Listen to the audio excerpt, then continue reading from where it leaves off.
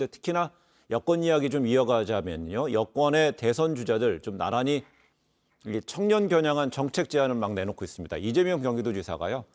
대학가지 않은 청년들에게 세계 여행비 1,000만 원 지원하자 이런 얘기를 했네요. 맞습니다. 뭐 이재명 경기지사뿐만 아니라 뭐 이낙연 전 대표도 현금 관련 지원 관련한 얘기를 했는데요. 네. 일단 뭐 이재명 경기지사는 어제 청년에게 세계 여행비를 좀 지원하자 이런 이야기를 꺼냈습니다. 이 지사는 4년간 대학을 다닌 것과 4년간 세계 일주를 다닌 것 중 어떤 게 더 인생과 역량 개발에 도움이 될까 이렇게 물으면서 각자 원하는 바를 해보는 것도 좋을 것이라고 말했습니다. 또 대학에 안 가는 대신 세계 여행비 1,000만 원을 지원해주면 어떨까 이런 이야기를 꺼낸 겁니다. 민주당 이낙연 전 대표는 군필자에게 3천만 원 정도를 지원하자는 이야기를 또 꺼냈는데요.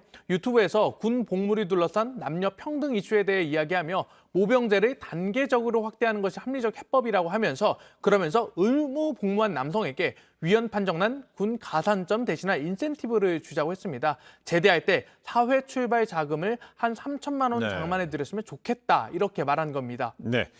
근데 일각에서는 여권 대선 주자들이 이 돈을 거의 포퓰리즘적인 게 아니냐는 진단도 있는데 그 아마 이 메시지의 맥락을 자세히 들여다보면 또 해석이 다를 수 있을 것 같아요. 그런데 그렇진 않아요. 제가 그렇죠. 볼 때는. 왜냐하면 이재명 지사 1,000만 원 지원해주겠다고 하는 것은요. 우리 사회에 고졸이 안 보인다 그래요. 최근에 제가 제일 인상 깊게 읽었던 게 한국일보 정치부장이 쓴 칼럼이었는데요. 네. 우리나라의 고졸을 대학 진학하지 않는 청년이 30%입니다. 근데 30%가 없어요. 네. 어디 가서 찾지도 못하겠다고 기자들이 얘기한답니다. 그러면은 우리 사회가 그런 보편이라고 하는, 그러니까 평균이라고 하는 게 그냥 대학 재학 중인 학생을 기준으로 해서 모든 정책들을 만들고 장학금도 주고 다 하는데 그럼 고졸을 우선해서 뭔가 우리가 생각할 수 있는 게 뭐가 있느냐.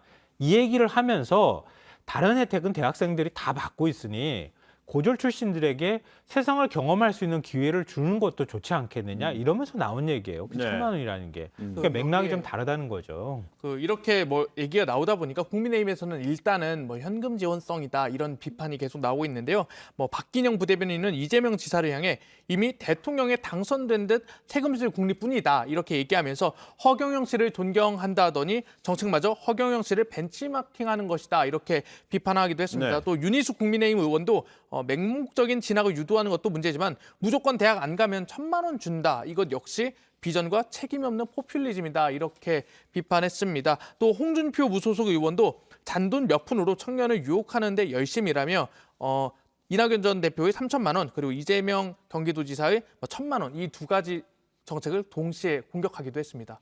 네.